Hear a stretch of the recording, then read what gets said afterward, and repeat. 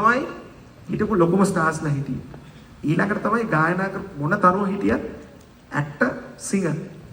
ඕක සමසමව හරි ඒක අභිබවා යන්න හරි ඔය එක කැරකුවේ ඉන්ඩස්ට්‍රීස් දෙකට අනිත් පැත්තට කැරකුවේ රුගාන්ත ගුරුතුල මහත්මයා කියලා තමයි අපි හිතන්නේ.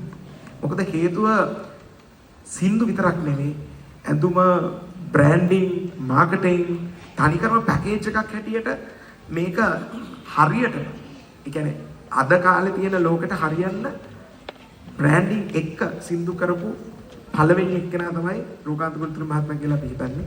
ඉතින් එතුමාගේ ඒ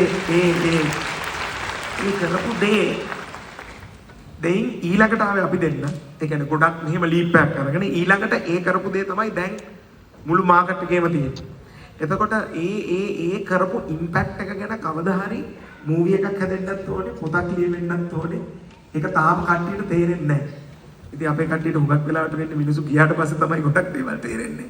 ඊට පස්සේ ඉතින් ගුණ ගායනා කරනවා ගොඩක් කරනවා. හැබැයි ඒ ඉම්පැක්ට් එක ගැන US වල වගේ මේ මිනිස්සයා හිටියනම් රුගාන්ත ගුරුතුල මහත්මයා හිටියනම් මේ වෙනකොට මූවි 10ක් විතර හැදිලා. මොකද හේතුව ඒ ඉන්ස්පිරේෂනල් පොයින්ට් එකක්, ඒ ටර්නින් පොයින්ට් එකක්, මුළු පැරඩයිම් ෂිෆ්ට් එකක්